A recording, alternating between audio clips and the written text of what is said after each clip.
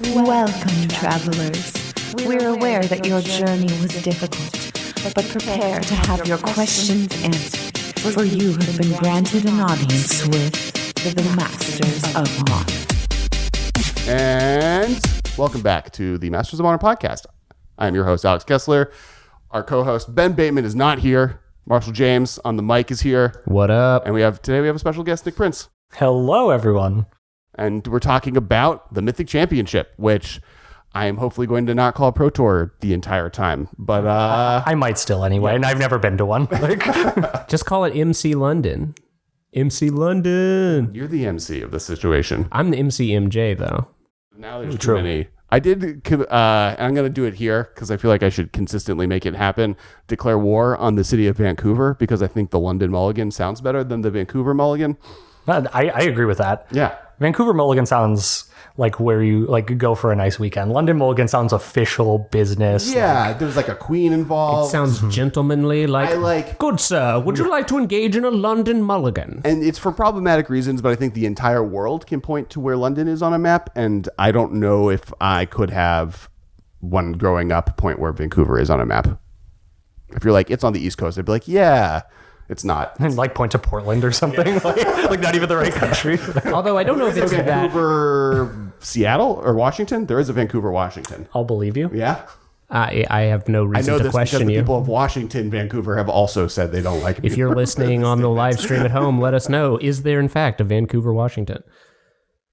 I'll believe you. Wait, so the Vancouver Mulligan was the Scry Mulligan? Yes. Yes. So the original Mulligan was the... I don't know what the but there was the Paris Mulligan. The Paris Mulligan, which is one we had for most of the time I've played Magic, was the one that everyone knows. Then there's Partial Paris, which is what Commander played with forever. Then everything changed to the Scry Mulligan, which is the Vancouver Mulligan. And now we're moving into the world of... Possibly. The London Mulligan. They have not made a decision on whether it's going. Yes, that is true. We are moving for this specific event on Moto, moving forward until this event. And pretty much every Commander game I've heard talked about towards the London Mulligan until after that Pro Tour, and then they'll Mythic Championship, and then they'll decide what they're going to do. So to update everyone, we're talking about today, Nick is here. He is going to be competing in the Mythic Championship. So we're going to be talking about preparation for that, how the new set is not going to be involved with that, how the fact that it's on the pre-release weekend is going to be involved with it, and we're going to talk a little bit about the new set and evaluating some of the new cards, or really just the mechanics of it, and then that's the main parts of the conversation. So how did you get on the how are you going to the Pro Tour? How did that happen? Mythic Championship. So how did I get on there? So you couldn't even make it 2 minutes into the show. Oh, I've already failed 3 times. It's okay. It's understandable. It was that way for 20 years. Everyone's going to screw that up. And also saying Mythic Championship champion still doesn't sound. Oh, there's so many syllables. So many things are called Mythic. Mm-hmm. And it's just, it's confusing it with Arena. It's confusing it with every other event that they have. Cards. It's so bad. The way that I got onto the Pro Tour was just through the RPTQ system. I played one PPTQ and won it with Selesnya. And then I went to my RPTQ and I took Selesnya again, even though everyone thought it was really bad. And I managed to qualify, getting lucky, as you have to do to do well in a competitive tournament. You have to get a little lucky. That's something that I've noticed a few times where people have walked into tournament situations and everyone's like, that deck is bad, but it's an established deck that is doing a pretty straightforward thing, normally making big moves that attack. The best example in Modern is often Merfolk, where everyone's like, this deck is terrible, it's bad position, and then it wins that GP. And it's partly just because... Or Affinity is another good example of that, where if you time it right, if you hit the right metagame, there's just no artifact hate this week. Right. Great, I'm just going to run people over with Arcbound Ravager and Inkmoth Nixus, and they just won't have the right tools for this. So it's reasonable. So you've qualified with Selesnya, and now you're prepping for the Mythic Championship. Is that it right? Right now, how much testing have you done? What kind of has been your process getting prepared for the tournament?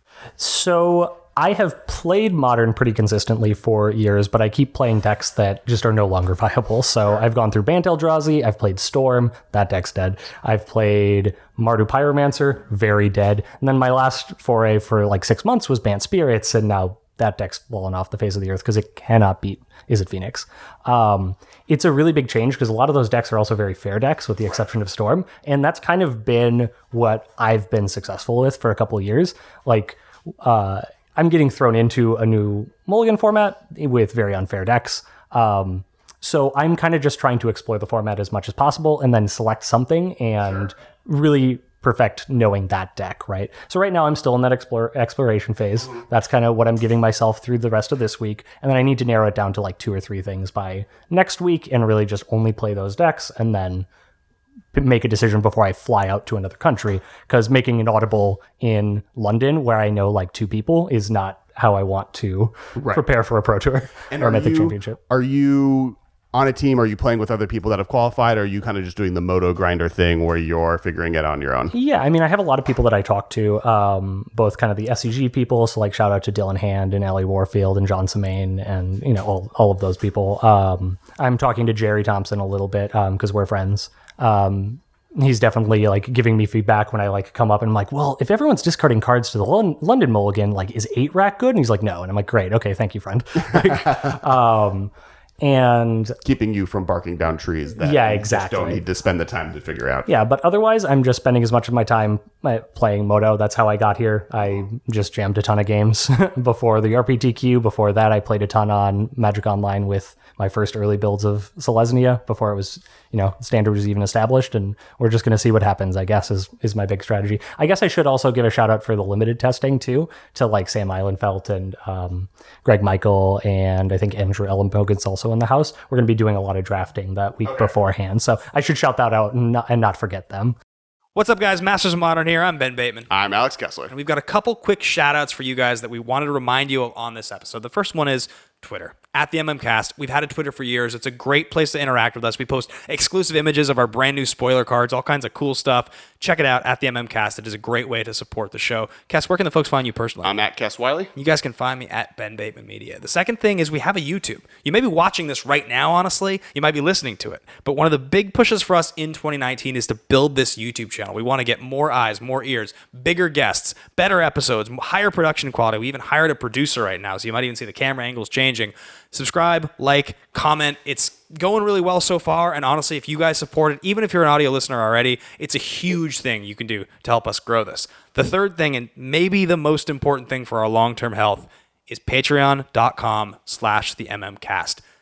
Guys, this year is going to have a ton of cool rewards for you. We really want to make the Patreon feel special, and it's a great way to help us grow. Our ability to hire the producer, to get new gear, to do anything cool in the future is going to be dependent on our ability to actually pay for it. Because right now, Alex and I are just paying out of pocket for the show. You know, we love it, but that's what we're doing. Well, and the producer will help us kind of make sure we stay on stuff on Patreon, so it'll be a really thriving community. Yeah. Now, the last thing I want to talk to you guys about is the Command Zone. Jimmy Wong, Josh Lee Kwai, these guys helped us start this thing. Collected.company is where you can find their stuff. They're seriously the most professional Magic people in the world, not named Ben and Alex. Yeah, they make awesome content every week. Commander Focus, they do game nights, they do the Command Zone is obviously the podcast, the sister podcast of the MMCast. Check them out, Collected.company. It's the same place you can find our episodes every week as well. And the last thing is, if you guys want to check out a great community, check out the Facebook group, the Masters of Modern. There's a ton of people in there. It's very interactive. There are constantly threads about new decks, new conversations. It's very active. Check it out. That's Facebook, the official Masters of Modern group. And otherwise, let's get back to the show. Yep. Thanks, guys. So for people that don't know, for this Mythic Championship, they're doing something weird, and that is that the Mythic Championship / Pro Tour is happening on the day of the pre-release, which they haven't done at least for a very long time. This has a few weird effects, one of which is that none of the cards will be legal in the modern section of this Mythic Championship, which is a weird decision, but we'll get into that a little bit later when we talk about kind of evaluating the new cards. More importantly, you won't have access to the set in any real way up until the actual event. So how are you and the people you're working with kind of testing and preparing and planning to prepare for this event?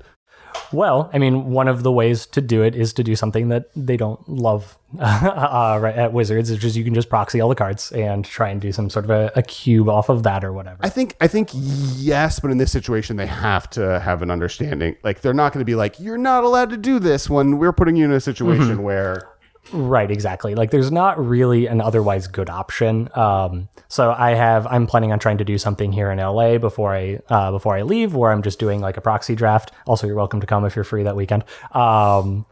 Just proxying all the cards, 4 of the commons and 1 of the mythics type thing. We're going to be just doing something similar in London with all those guys, putting together a big cube, and we'll just play a ton of draft there. And my goal is to be in a good place with my constructed deck so that I can really spend that week just playing this limited format, since I don't have an option to do that right now. And because they're not adding new cards, at least constructed is at the most part not going to change. Yes, I've known effectively the card pool and what the options are since whatever the last banned and restriction update was, like a month ago, where they said we're not making changes before the Pro Tour. So I've been able to splash around in the pool for as long as I want, and so hopefully that means I'll be as prepared as I can be. But you're obviously testing Modern pretty thoroughly, and they're not making a change based on the fact that if they're going to be testing a mulligan rule and they need data, you're not going to throw out the control with banning some cards out of the format right beforehand. Yes, that does make a lot of sense. If that wasn't happening, do you think Modern is currently in a position where cards need to go away? I've played with Blue-Red Phoenix, and that deck, like I got a little bit called out by my group chat by Dylan, where he posted the screenshot of the day that I tried Phoenix. Okay. It was like, this deck attacks for 10 on turn 3 way too often. Like, I don't understand how this is possible. Like, I think that Faithless Looting is not going to get, it's not going to get more fair. Sure, right. Like, this is kind of, it's capped out on fairness, and it's only got unfair to go. Exactly. And every Phoenix type card, everything that cares about spells being cast, is going to want to play something like Faithless Looting, because at the end of the day, going down a card is just not as relevant in Modern, where you only need 2 or 3 lands to operate, as just being able to churn through your deck and find the pieces you need. Because it doesn't really matter how many cards are physically in your hand. And that was a lesson we learned back in Mardu Pyromancer. And since then, they've just kept breaking the card even more. And now it's Darklight Phoenix. They're only going to be printing more and more graveyard interactive cards, because it is one of the most popular and my personal favorite ways to play Magic, and Wizards is making Magic specifically for me. But yeah, with that in mind, Faithless Looting does something. And I do think something that has had me worried, and really at this point I think is going to force them to do something, is Modern Horizons was locked way before Phoenix was a deck even. KCI was still a deck. Right. So this was completely different. Humans was a main deck. Like, I think the format was a lot more fair 6 months ago, when Bant Spirits and Humans were fighting for what's the best deck. And so you're in an environment where they're just not going to print. Like, that's the format they weren't printing cards for, but I could see Dak Faden just being in Modern Horizons. We've talked about it on the podcast. And that card would be very good in a deck like Phoenix, just because it's another looting activation. Well, y'all were addressing Faithless Looting, but I think the other card that I feel like is worth consideration in this conversation is Manamorphose. Yes, I was actually about to say that. I was like, before we move off this topic, Manamorphose is a busted card and just needs to go. It's only going to become more and more problematic. I mean, and it's been problematic basically since the beginning. The amount of cards that have been banned with Manamorphose in the deck is pretty high, considering that it is never part of the conversation, or until recently hasn't been part of the conversation of cards to go. It was a card that Jerry played in the Mardu Pyromancer deck that was very fair. It was just a free spell, and that was just good enough. Like, there were arguments that he was saying with, like, Josh or Layton, people were saying, like, you should maybe be playing 4 of these cards instead. I believe it. And now we see a fair-ish blue-red deck that's playing for Manamorphose. And I don't think that trend is going to change. It just doesn't get the credit. Some other card gets the credit. Phoenix or Thing in the Ice, or, Grape Shot or Young Pyromancer or whatever. But Manamorphose is doing a lot of work quietly and just letting people break the game. Well, it's kind of so, like, looking at the cards on the ban list and cards that are, like, more directly tied to them, I feel like Grape Shot and Primeval Titan are probably the largest subset of cards collectively that have gone cards banned. Maybe Mox Opal would be the third on that list. I mean, that's the big 3. Or like Arcbound Ravager could arguably be the guy that's always legal, but cards get banned out of its deck all the time. Yeah. But because of that, you have a situation where, like, Manamorphose gets dodged. And I think Manamorphose. So my question, though, to finish this before we move on past bannings, is if they ban Faceless Looting, does Phoenix survive? probably not. Not in its current iteration. It's just, it would be hard to get it into the graveyard. And once you can't do that as reliably, it's a lot worse. Like, I don't see them picking up Tormenting Voice or Cathartic Reunion or whatever, like Dredge. I mean, doesn't it seem like you were mentioning about the number of times that Phoenix can attack for 10 or whatever, like, the only way Phoenix even activates on turn 2 is because of Manamorphose. Yep. So, correct. And as we've oftentimes talked about, like, Manamorphose is never fair, whereas Faithless Looting is an engine card in a dozen different archetypes, or they enable, like, there are certain archetypes which are no longer tier 1 or whatever, but they wouldn't even have a chance to play if they didn't have Faithless Looting. Yeah, but like, kind of, I mean, the way of, I think that it was a very underplayed card up until about 2 years ago. Before that, it was only in unfair decks that weren't doing things reliably enough. Someone put it in, Jerry put it into Mardu Pyromancer, and everyone was like, wait, this is actually just a card that can be a good engine on its own, right? And there's enough things that it triggers off of, and then on top of that, it is a good mana fixer in a format that can use it. I don't think that anyone plays Faithless Looting to play a fair game. They use it to play an unfair game more consistently, right? Manamorphose, I think, is also a very problematic card for exactly the same reason. Like, the way that you set up all the like busted turn 2s and 3s is with Manamorphose, but the deck could also function without Manamorphose, just a lot less efficiently. I think the problem with Manamorphose is more that it's so free in these decks that just care about like card plays or copying effects or discounting it by 1, and there's just so many different ways to make it so incredibly powerful. The one thing that it has, if I were to pick the two, the one that has like a slightly larger target on its face being Manamorphose, is the fact that Precedence is bad for it. Like, Gitaxian Probe was banned for a similar reason of, it's just like, this card is a free card that does too many efficient things and draws you to another card and triggers on these things. Versus, there's a lot of cards in Modern that like theoretically could have been banned at some point, but because they were linchpins of 6 different decks, and in the, Ancestral Visions is a good example of, that because this is making these 6 different decks all function, and if we get rid of this, we kill the diversity of the format by 6, it's worth us killing the Manamorphose-like card that, like, Storm gets worse, but it's like, I don't think Wizards ever has a problem hurting Storm. No, clearly not. They've banned like 8 cards out of like it. Storm is bad right now, and I wouldn't like Flusterstorm is one of my high-end picks of what's in Modern Horizons. But Faithless Looting would just kill like a lot of decks that are out there. Goryo's Vengeance decks just kind of go away. I don't know what can kind of replace it in those decks. Not Dredge. that like Dredge is dead. Dredge is dead. Yeah, You're just not consistent enough anymore. No, Dredge is the other Storm. Yeah, exactly. I don't know that like, that's. It's weird in that if they were to ban Faithless Looting, it would completely reshape all of Modern, because it would suddenly make Tron and Titan Shift the end all be all best decks. But overnight. when those decks become the best decks, and Is It Phoenix isn't, then decks like that can hate on those decks get better. So there is a reshuffling that, like, it's kind of the old Cobblade problem in Standard, where Cobblade was the best deck, and then there was a bunch of decks that were good against Cobblade, but they were all terrible against Valakut.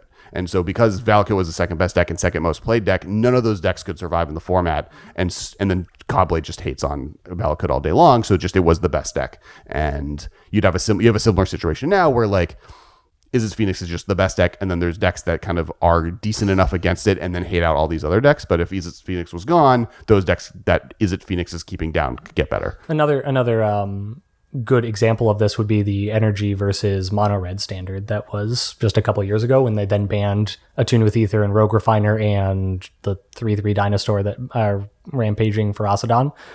Still banned for no still reasons. Banned. Still banned. Well, because Hazoret was legal at the time. But that standard was Red, which beat everything else, and then Energy, which beat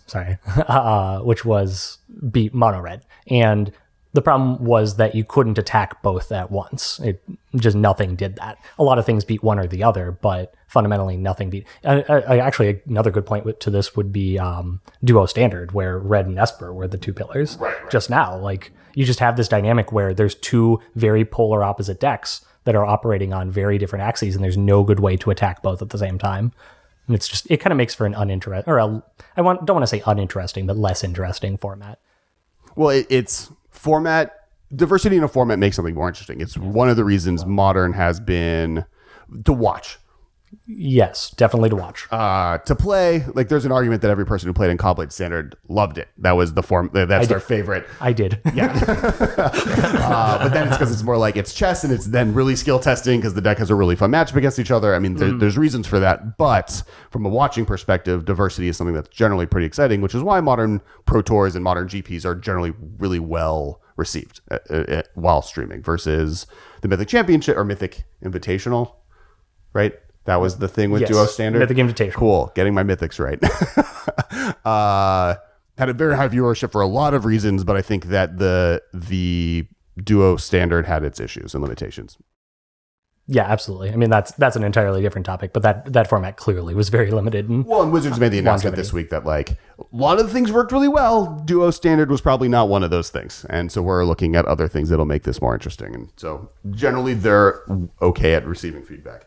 Yeah, we finally got our command zone at Magic Fest. Yes, that was a big win. That happened. We've been calling for a long time. So. Well, when at Magic Fest LA, probably 75% of the commander voices in the community were all very, very, very vocal and complaining about the fact that this was happening, and we were all Shuffled into the Commander Cafe. yeah, was like a big PR miss.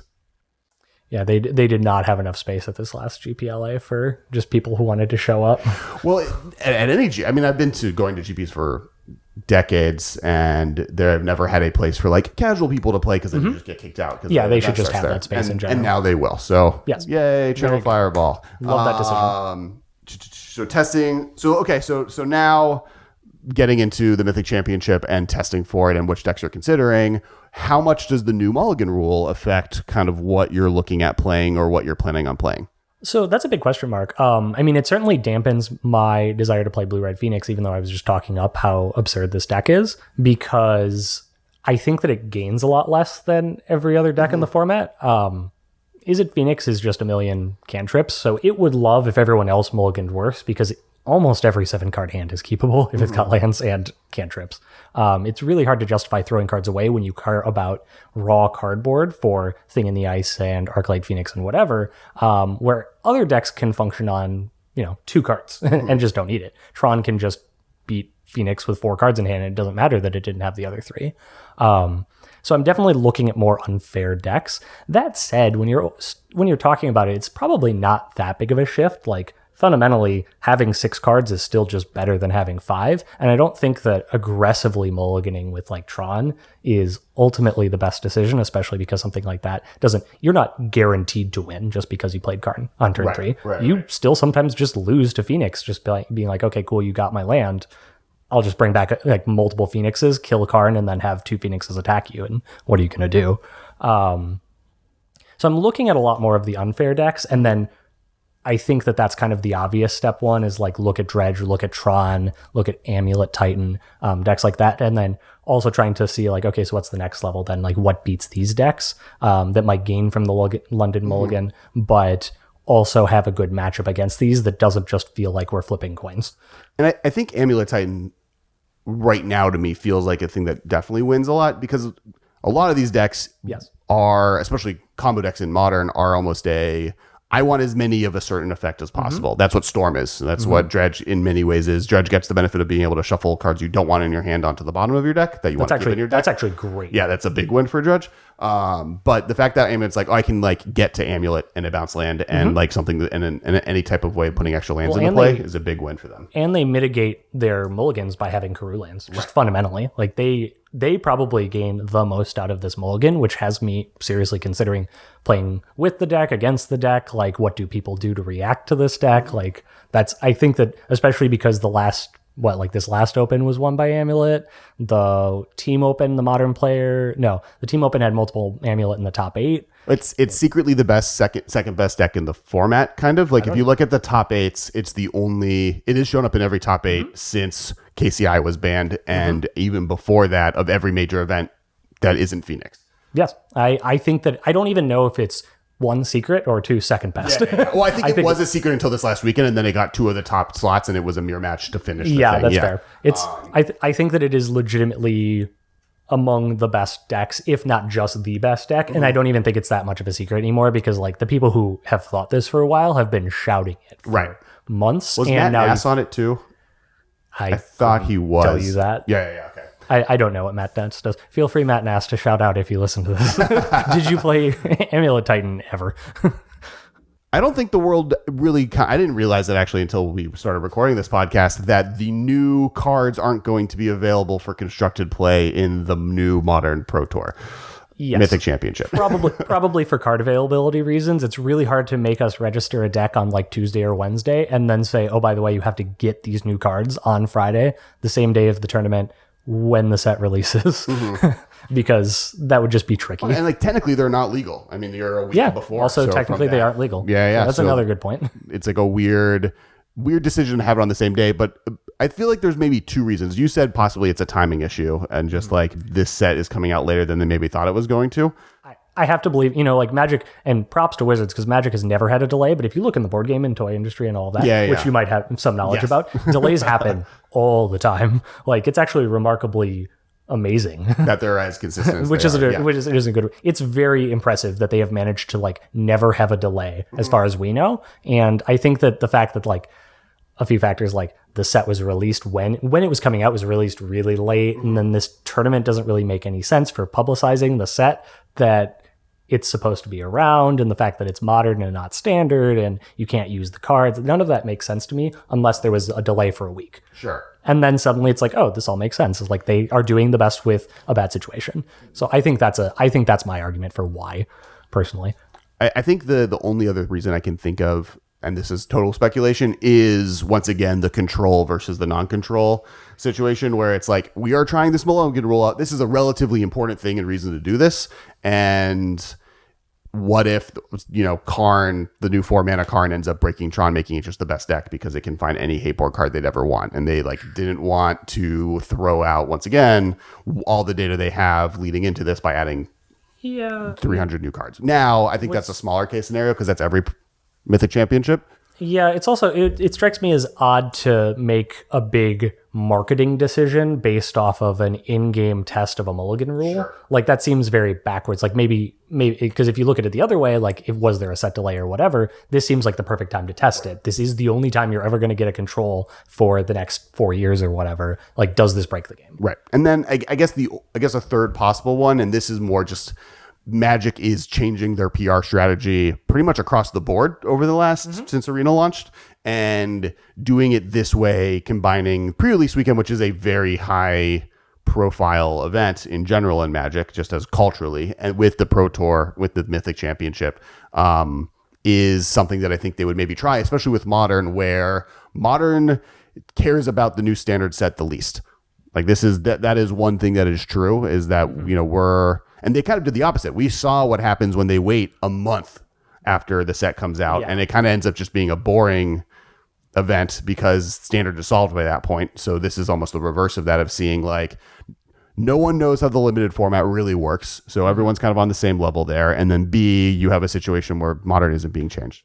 Yeah, I think that's a reasonable point too, is like a good way to make sure that you get the most eyeballs on the screen as possible, would be to pick the most popular format and to put it on the same weekend that you want everybody to be playing Arena. So presumably those people can like have it on in the background or have it, Chromecasted to their TV or on the second monitor or whatever, because they're already there and they can at least have it open so that it counts towards their viewer numbers. That would make sense to me.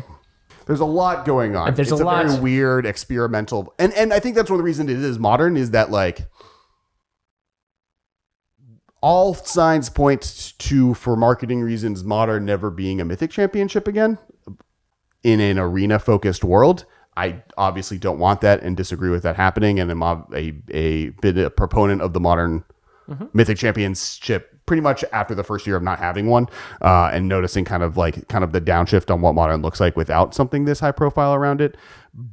But on the other end, with that being said, this is the type of opportunity where they probably have the most chance to try new stuff out, because the metagame of the constructed part of the format isn't going to be warped that differently depending on what you do, while Standard would be totally different if they couldn't do a Standard Pro Tour with the most recent set coming out. That would just never that would happen. be an incredibly strange decision. I do think, though, it's very weird in general just to have a Mythic Championship on the weekend of a pre-release because, like you were talking about getting eyes on it, but if you're a person who's somewhat invested in Magic, you're not going to be at home watching Twitch streams and playing Arena. You're going to be at your local game store playing in a pre-release. And you may be playing in both days of your pre-release. I mean, and like, you know, we're lucky in that the game store that I play at has a television on the wall and we put up Magic streams or whatever tournament is happening. But, you know, most stores don't. Like people go to the bar during the big game, insert the sport that you most care about. Sports ball. Yeah. And maybe they're trying to create that type of communal watching experience. I think that if I'm Wizards, I want that to happen. I want people to be watching and cheering people doing well in a tournament that I'm live streaming. And so that is a way to accomplish that.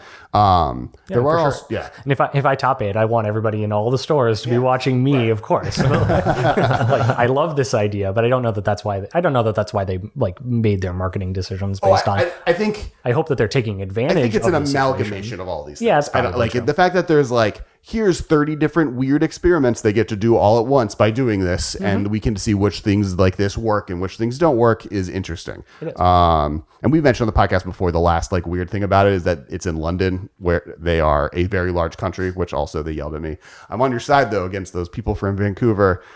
This is all going off. But basically the amount of, if you can participate in the pre-release at the actual Mythic Championship versus going to your local game store in the city of London, a lot of people are going to make that choice, which is a net negative for every store in London. Yes. And London and England itself is easier to drive across from one end to the other location than, say, the United States. So if this was like a Chicago one, the California retailers aren't going to lose money. But in the country of the UK, there's a larger percentage of stores that are going to be negatively affected by this event that's going to be massive happening in their country. If you did the same thing in Los Angeles, you'd only affect people within like 15 minutes of the convention center because nobody's driving across LA to go play at the Pro Tour. Oh yeah. That's just never going to happen. If I live in Santa Monica and I get to choose Heidi Ho Comics, which I can walk to or drive or get on a subway for 2 hours to get to downtown at 9 a.m, it's an easy decision. Absolutely.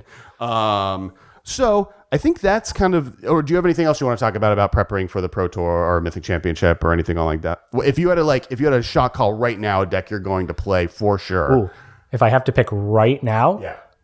I just play Blue Red Phoenix. That deck felt so good. There's still, I want to give Black Green just good old fair Magic a shot before I definitively say that like for this week. But if I had to pick right now, Blue Red Phoenix.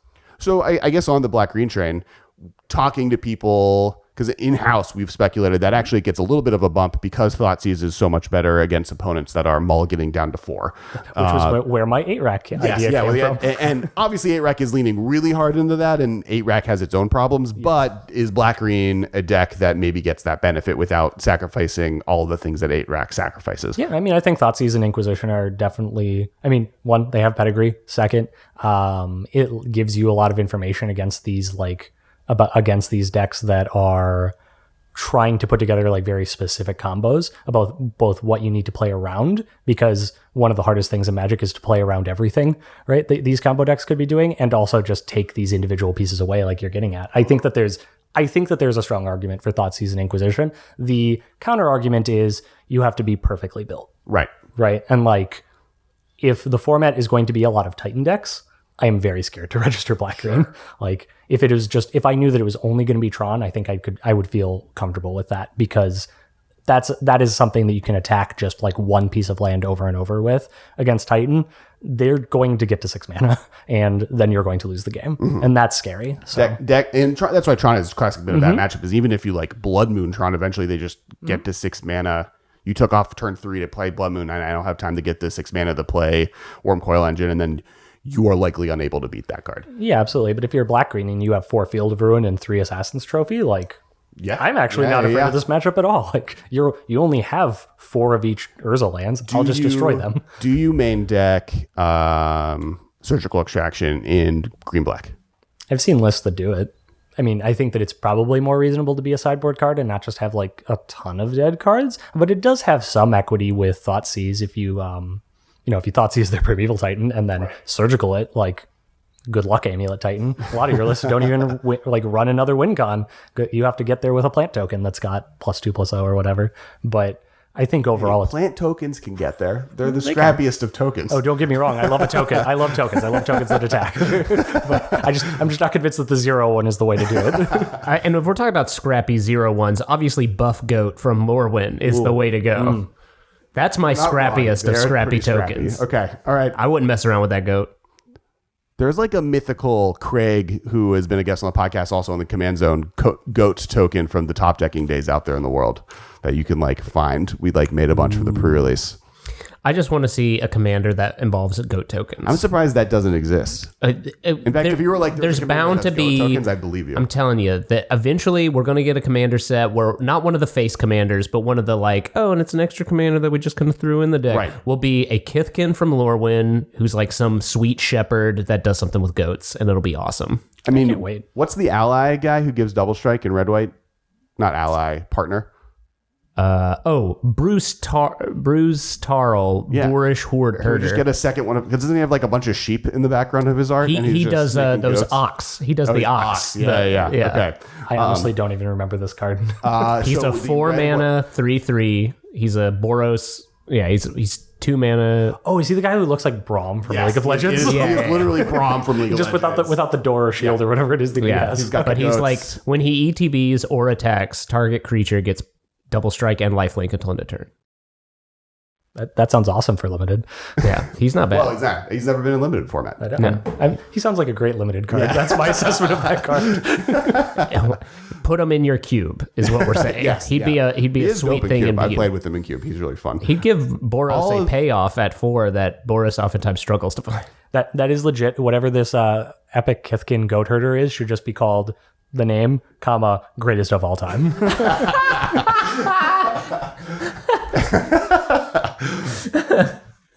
Last part of the Mythic Championship conversation is a little bit of a conversation on Modern Horizon, not Modern Horizons.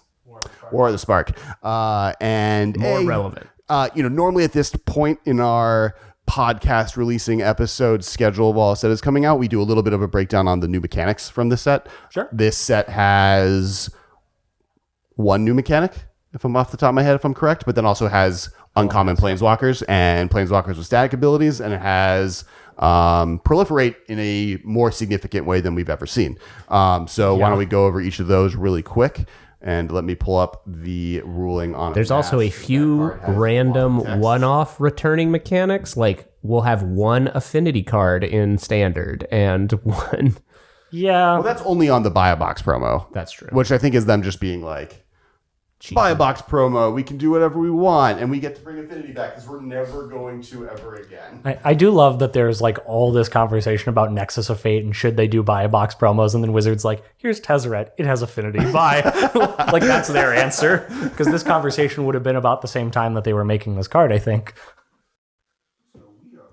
I mean, I guess at least it's a 6 mana planeswalker, which is inherently a bit limiting. It also doesn't do anything on its own, if I remember right. Its pluses drains your opponent for the number of artifacts you have, which is not the worst in the world, but it doesn't protect itself. It doesn't do hardly anything.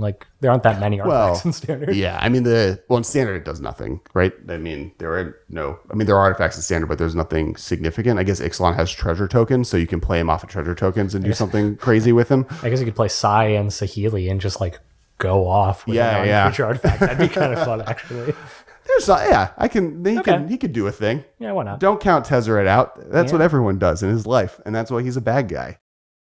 I'm going to use Lazatop Reaver as the card that we're going to use to explain Amass. But Amass is the new mechanic. It is the Nicol Bolas side mechanic, and it is basically amass a number, and you put +1/+1 counters on an army you control, which is a token type. And if you don't control one, create a 0/0 black zombie army creature token first. So you either have no token and you get a token equal to the amass power toughness, or your army token gets bigger. Everyone keeps talking about there is one specific card out there that people want to be a thing. That Zombie is, Blossom? It is Zombie Blossom, and it is not Bitter Blossom. It's not as good. And No, I won't. It's Dread Horde Invasion. Yes, thank you. Dread Horde Invasion, which is basically at the beginning of your upkeep, you amass 1 and you lose 1 life. Right? Correct. I did that in the wrong order, but basically that's what it is. It's an enchantment. It also, if the zombie is big enough, if it has 6 power, then it gains lifelink. Got it. Okay. I actually have never read that half of the card. When it attacks. It does not seem relevant. It's never going to get that large, and if it does, You're winning anyways. you've already won because it's attacking over and over and they're not doing anything apparently, or you've already lost because they're just going around it and who cares, it doesn't have lifelink on defense. I mean, the math people have done is that this does kill your opponent quicker, but it is a worse card. Yes, because the counter technically, like, quote unquote, has haste as compared to Bitter Blossom. That said, Bitter Blossom sees no play, so I'm not sure that what it was missing was that it didn't kill your opponent fast enough. Yeah, I think like in Standard, there is definitely people talking about a aristocrat style deck, and that is maybe the one place I can imagine this doing something, just because it is a Bitter Blossom for a deck that's looking to sacrifice the token every turn versus someone who's trying to attack with an army of flying 1/1s. But otherwise, I don't see this being a real thing. But amass in general is a cool mechanic. I mean, it's fun that it either switches from this card makes a token or is a pump spell depending on what your board state is. It's definitely a weird and complicated wording for a mechanic, but I think that they just, from like a playability perspective, it's probably really easy to figure out. Yeah, I bet it plays. It is very wordy to read, but I bet that it plays very easily. Yeah. You amass, you just flick the dice up to 3 from 2 or whatever, and that's fine. You have a dice and a mass token, and then you only ever need 1, and then you're good. And then the next mechanic is Proliferate, which Proliferate is a returning mechanic. It's from Scars of Mirrodin Block. Mark Rosewater actually on Monday wrote a really good article of like how many times they've tried getting it into Standard and it failed every time. And it's interesting that the main thing that has prevented it hasn't been stuff like Energy, which is something they said was fine. It's +1/+1 counter themed sets don't work with Proliferate inside. It's too much of a swing, and so it's impossible to cost. Yeah. And so we're now in this Standard where Planeswalkers are really the thing that's ticking up, and it's a kind of a perfect environment, especially because the knob on a Planeswalker with 4 loyalty and a -2 is the same as a Planeswalker with 2 loyalty and a -1. And so that knob allows them to make Proliferate that much worse or that much better, depending on the ability they wanted on the set. And that leads us, well, I'm just excited about Proliferate to be back. I mean, in a modern perspective, Infect is an ability that people like. The land Proliferate guy seems like pretty. There is a way to get someone an Infect token or counter pretty quickly, and then take advantage of that is something that I think is fascinating and a possible option. It's certainly possible. I mean, it seems a little bit slow. Anything, like Infect should probably just be trying to kill you in 2 turns rather than over 9 or whatever. But it's reasonable at least to look at. Well, I think the one of the also the interesting things about Proliferate is then it allows them to create all of these walkers who have no ultimate and no plus ability, which is pretty unique. Prior to this, we didn't really have any Planeswalkers who did that. Sarkhan the Mad. That's true. I guess Sarkhan the Mad did sort of come with the ability to do an ultimate, but the ultimate was highly board state dependent. Oh, his ultimate, it didn't. I have played Sarkhan the Mad in many a game, and I have never ultimated him. Yeah. But moving on, the last thing beyond Proliferate, which I think, Planeswalkers is obviously a place to look in modern formats. Infect counters is more of like a control strategy versus like the attacking version of Infect, or decks that just having Ink Moth Nexus in my deck might be a benefit, maybe has value. And then last but not least, you have just the ability to make things with +1/+1 counters. Combos do really well if there's a card that does that. Hardened Scales being the main deck currently doing that in the format. Yeah. Now I don't think we've seen a Proliferate card yet that is going to be that good in. Not a Proliferate card. The only card I can think of that might work in sort of a Hardened Scales one is Neoform, not Hydroform, Neoform. The one that it's like a mini Eldritch Revolution. I think it gets a counter when it enters play. I'm looking for it. It's a gold card in Simic. Yeah. Oh yeah, Neoform I do, but it's not a Proliferate card. It's not a Proliferate card, but it works with that counter scheme that you're talking about. I do think Neoform is just a card. Sure. Yeah, I mean, but it's also, but in Hardened Scales specifically, when you brought that up, it's like the ability to go find a Ravager, and when you have Hardened Scales in play or whatever, or an Arcbound Ravager, or a Arcbound, what's the 1/1 worker, and just sacrificing something else, now it gets a counter, which is going to be double that because of hardened skills or whatever. Like, that's not irrelevant. I don't know that it's good enough, but it is another piece that they could consider. And people have shown there's like a few different ways that like with this normal board state that's not that ridiculous, you can just win by casting this spell at that moment. And so like any tutor is generally something to look at, especially at 2 mana. And this gains a bunch of value beyond that because sacking a true drop to get Kitchen Finks is fine, or sacking a 1-drop to get Devotion Druid. Yeah, Devotion Druid. And then giving an extra counter so it can tap for 3 times to get you 3 mana off of it is good. So there's definitely things that's possible that's powerful with it. But last but not least, static abilities on Planeswalkers. Yeah, that's the bread and butter of where we'd be looking. Right. There's a bunch currently, I think, on the ones that have been previewed so far. And we'll do a full set review where we talk about every card that we think maybe even has a possibility to be relevant in Modern. But Teferi is, I think, my pick for number 1 that we've seen so far. But Karn was released literally before recording this episode. Where are you at? I don't love Teferi. Really? But no, I don't see it. Okay. His ability... Well, okay. In a world with Arclight Phoenix in the format, as is now, most Planeswalkers are bad. True. I mean, okay, like I'll grant you that. I guess like it could kind of be okay against some creature decks, but like most instants in Modern are counter spells, which would obviously be good against that, but there's a very small amount of that. Sure. And removal, which presumably if you're playing a Planeswalker, you don't really care about removal that much. So you could just invalidate all of their Fatal Pushes and Bolts, well, maybe not Bolt, but and Path to Exiles and whatever by playing blue-white control as it is without this card at all. Right. I think more to me, it's counter magic mirrors. And then also being able to just once you play this, it has kind of an effect that old Jace used to have, where once you play this, your opponent is never really going to be able to do anything without you reacting to it on them. Yeah. And then if worst case scenario, it cantrips. I think it's okay for that.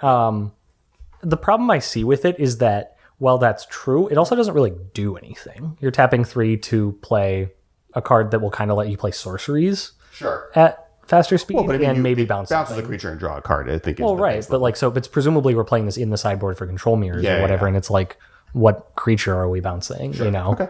But it can bounce an artifact or enchantment as well. True, so it could get like a D-sphere or something, which isn't irrelevant. It could get their Search for Azcanta before it flips, which just kind of delays it by a turn, though. But I guess it could bounce a Pyromancer's Ascension.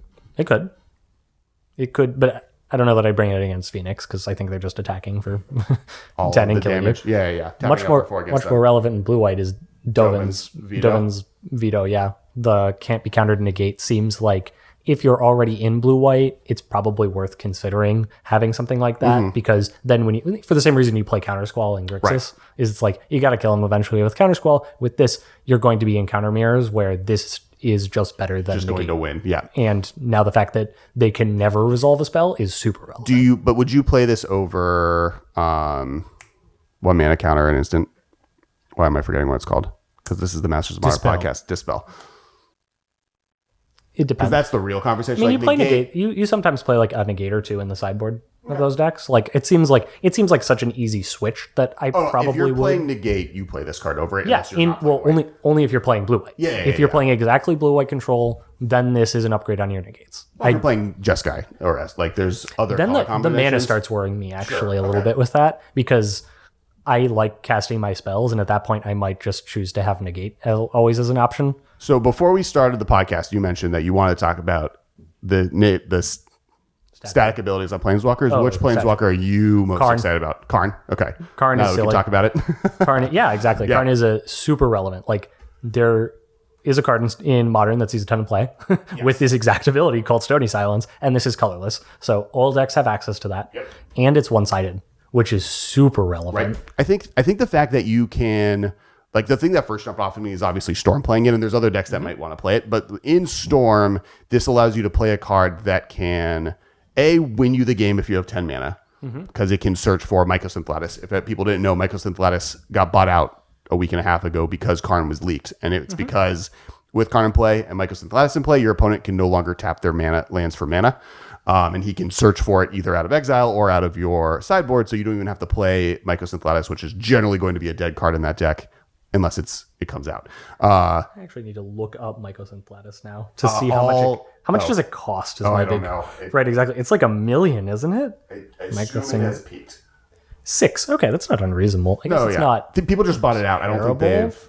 Yeah. I mean, maybe there's another one that costs 9 that might be comboed with that usually, but Well, no, like the big like commander. I mean, I've done this to people because I'm a terrible person, but is the original Karn and Mycosynth Lattice lets you eat people's lands because you can turn them into creatures. Oh, that are zeros. Okay, so that's they fun. just die. That's fun. For me, I'm here for it. I'm all about making a commander game end. yeah, So yeah. Well, that doesn't end the game. Normally, people just scoop though. Yeah, So it ends the game. Yeah, yeah. Which he does. So that's the other thing he can do with it. Now, at that point, they can't tap their mana for lit. They can't tap their lands for mana anyway, so you're better doing something else. But so there's that as a bare minimum. So it's like a win condition by itself. Yes. Moving on, you can get other sideboard cards that are relevant in most matchups, regardless. And so he just does a lot, even when you're behind. Sure. And then does a lot when you're ahead. Yeah. Which is what you want in a card. All right. So on the topic of Tron, probably the best card in the set right now for Modern, I think, is God Pharaoh's Statue. yes, that card is It's not even close. Terrifying. That card is just dumb. I don't see how Tron is not just the most popular deck after the set releases in Modern. So for our listeners at home, God Pharaoh's Statue is a legendary 6-cost artifact that says spells your opponents cast cost 2 more to cast, and at the beginning of your end step, each opponent loses 1 life. This card is more terrifying to me than natural Tron into Karn, because you can only play 1 mana spells on the 3rd turn if you're on the play. On the 4th turn, if you're hitting all your land drops, which is not a guarantee in Modern, where decks are typically playing much fewer lands, then you can play a 2 mana spell. So like against even something like Green Black, that's their first option, or is it Phoenix? That's their first option to, if they have exactly a Braid or Assassin's Trophy or whatever, blow it up. Is on turn 4, and even at that point, you've still just bought yourself 2 turns worth of And in time. Tron, every turn is a 7-drop or 6-drop or Exactly. something that's going to be a much more bigger problem than that. So, question, you have 2 pieces that A, makes Tron a much more versatile deck, and then B, makes Tron a much more powerful deck. Tron is on a list of decks that people generally hate existing. Does this push it over the edge? I think it might. I think God Pharaoh's Statue, I am glad that this is not legal because they printed that card, right? I think that it would be a much less interesting Pro Tour because it would basically be like Pro Tour Burn versus Tron. And even Burn can have trouble with God Pharaoh's Statue. Right now in Modern, I think that Karn is particularly weak. I don't love it in Tron even. I'm cutting copies when I was trying it. 7 mana Karn. 7 mana card. Yeah. 7 mana card. Like God Pharaoh's Statue is exactly the card that I wish was in my Gatherer search yesterday and all that stuff. Like I think that this card is actually scary in Modern, and will probably lead to something having to be done about it. Because there's just no good way. The only thing you can do to answer it is negate it, or Dovin's veto it, or whatever. But otherwise, you're not going to be reacting for a turn or 2. Right. And then you've lost. Yeah, and then you've probably lost unless they just had they just really had nothing else after this, after their statue. And even then, you still might lose because even if you take care of this, it's not like you're out of. You've taken off 2 turns yourself, which means right. All you've done is get rid of it, right, for 4 mana or whatever, which is fine. So. Okay. Definitely brings up the value of ceremonious rejection even more so, and I'm already a huge fan of that card. Yeah, well, one of the super annoying things is that unless you already have a 4-power creature in play, Stubborn Denial won't work because it's 6 instead of 7, which is just super relevant. They'll actually just have the 7th mana to play for Stubborn Denial. This is it'd obviously be a worse card if it was 7 mana, but it's just like that much better. Mm-hmm. It's actually just very relevant.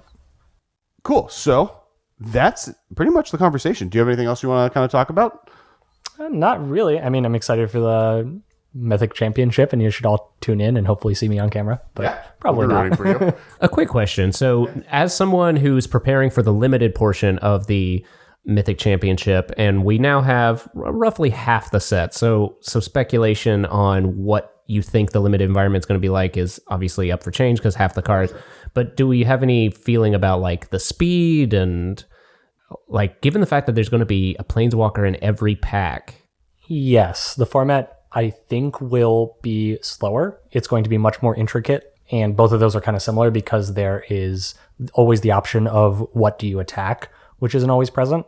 It is just very relevant that quote unquote bad attacks suddenly become good if you're not just dealing damage, but you're also removing one of their cards, right? If it doesn't matter if I lose one of my creatures, if it removes your best Planeswalker from the board or whatever.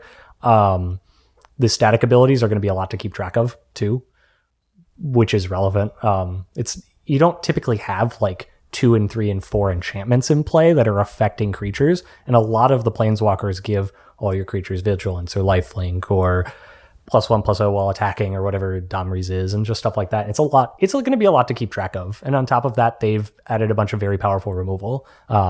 We had Andrew Brown on, who was one of the play designers for this set, and he said that we asked what is the best thing you've designed since you started working at Wizards, and he said War of the Spark. This is the best that they have done since he started working there, which is obviously a strong statement. But I think that if this was a fast format, that would be a failure on Wizards' part, because then every planeswalker in this set is not good. Yes, that would be a big miss. I think you were mentioning about the enchantment nature of these static abilities, that explains, I think, why a lot of the common and uncommon and rare planeswalkers with static abilities that affect creatures only affect creatures on your turn. They'll be on your turn, creatures you control have lifelink. On your turn, creatures you control have haste or first strike or whatever, so that your opponent doesn't have to sit there, read all of their own cards, reread all of your cards before they make an attack. that's a good point. That's actually pretty good design. Lifelink, the most underrated keyword?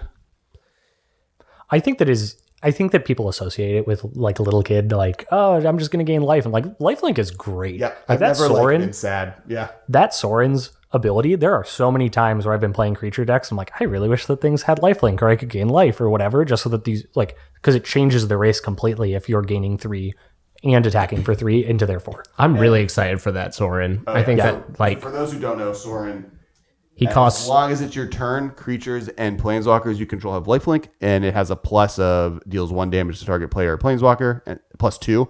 And there's a -X, return target creature card with converted mana cost X from your graveyard to the battlefield. That creature is a vampire in addition to other types. It's a 4 mana Sorin, 2 black/white, 4 loyalty. It's not really your podcast, but I do love that it's a +2 so that you can continually get back 2 drops. And just that play pattern. If it was a +1, it would be much weaker on that. So everyone kind of poo-poos that ability, and I just look at the +2. I'm that +2 could say anything afterwards. Right. And I would be great. It's going to be really cool that, a really relevant -2 is to get back a Johnny's Pridemate. And now, having a Johnny's Pridemates have lifelink, and the fact that when you then +2 him, you automatically put a counter on all your Johnny's Pridemates. I don't think this is necessarily a modern playable card, but I will play this card in every format that it is allowing me to. Well, do you think, we did talk about Sorim Solemn Visitor, and we were comparing him to Sarah because when New Sarah and him, they both kind of pull for place in the Lingering Souls tokens deck, and Gideon 4-drop are the 3. Yeah. Gideon, Ally of Zendikar, Sorin, Solemn Visitor, and now Sarah the is the new Benevolent. card that it would be compared to those things. All fit the same slot of 4 mana tokens. And now they revealed this Sorin, and this Sorin also feels like it somewhat competes in that realm because it gives you the lifelink part of Solemn Visitor. Not in a world with tokens. This is not good with Lingering Souls. It's good with black, more of aristocrats or something. Aristocrats or hate bears. But that said, this card definitely does have points where it's going to be better than Solemn Visitor. The fact that it can hit. The fact that it hits things is not irrelevant, even if it's just players or planeswalkers, right? Sometimes you just need to ping a Liliana down or whatever. That's not irrelevant. Yeah. The fact that you, it will always have lifelink even if you minus the ability. Sorin, you have to always plus in order to keep that anthem and the lifelink going. Whereas this, you can actually spend turns getting things back and never lose the lifelink. That's relevant. And say if you I'm fighting against a hate bears or death and taxes deck, and I put a lot of work into getting rid of their 2-drop hate creature, and then I play Sorin and I just get it back. That puts me so far behind. Just redundant copies of this or the 2/3 we didn't talk about, the white 2/3 flyer. Oh, Tomic. Hate that card out of my life. That's what lands lose activated abilities. I just want or something like that. What is it? Lands? Yeah, I don't know. That card, it affects lands, and it's probably not going to be something that I Tomic Distinguished Advocist costs white for a 2/3 flyer. Lands on the battlefield and land cards in graveyards cannot be the target of spells or abilities your opponents control. Your opponents can't play land cards from graveyards. Yeah, Wizards made this to spite me. It's the only thing I can think of. Is it because it specifically is you can't life from the loam? Yeah. Stop doing it. Yep. It's a very effective dredge hate card. Yeah, it is really good against dredge. I mean, it's a card that is good. I understand why they printed it. It's also a human, you guys. That's a I'm not relevant. saying That's a relevant tribe, It's very relevant. and it's a Flying 2/3 for 2. like. Why is it flying? That's what's weird. Yeah, I don't- he's not flying in the art, and he's a human. So He's got a jetpacky thing, like flying thing behind him. a jetpacky gargoyle. Because he doesn't want lands to be able to reach him. Yeah, I'll be honest. This almost feels like one of the the original Amara card where they switched her and voice of resurgence at the last second. That almost feels like that because why does that card have flying? Yeah, it feels like it was like a because I think Existed and then they put a character on it. because also like in the This is the storyline, legendary thing now. Like in the storyline, Tomek is just Tesa's like paralegal. Yeah. So why does he have like?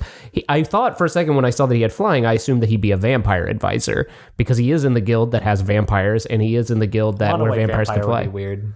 Yeah. It's happened. I mean, but he's a law man. He's a legalese vampire. True. He's a true He's lawyer. legendary, so it's like he is special for that reason. Maybe like I think they could have gone rid. I'm totally fine with them not printing humans anymore. So I would have actually loved if there was a cycle of like the guildmaster's helpers, like Tomek, Tesa's paralegal, like Niv Mizzet's graphic designer.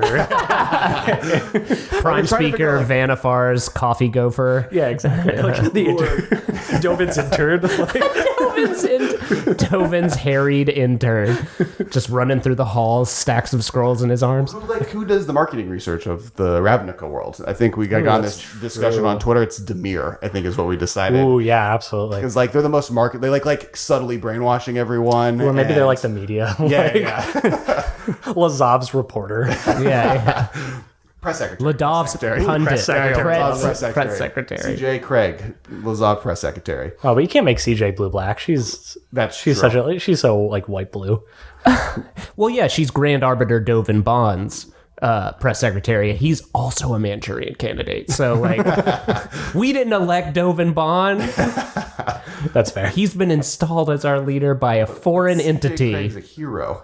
CJ Craig is a hero. So thank you guys so much for coming. If you like everything that Nick said, you can find Nick where? On Twitter at Nick N Prince. You can also find me pretty much everywhere else. I have a Twitch that I don't use often at Nick N Prince. Twitch.tv/Nick N Prince. I also have a YouTube channel, all this other nonsense, but really the only place to find me right now is Twitter because I'm not making a ton of content or anything like that. I am just preparing for the Mythic Championship. So Mythic Championship absorbs all of your time and effort and magic and makes you kind of focus on something. I guess. Also You before... don't want us to get on a Mythic Championship. But see, before this, I also didn't create content really, so it's just a good excuse right now. So what Alex is saying is we're not pros so that we can make this podcast. Yes, exactly. That's the excuse. Not because we're bad at magic. All right. So thank you guys all for listening. I am at Kes Wiley. You can find us at the MMCast on Twitter, Instagram, Facebook. We have a big Facebook group. I forget all the things that are in the automated shot, so I'll do them now. Make sure to follow and check out our sister podcast, The Command Zone.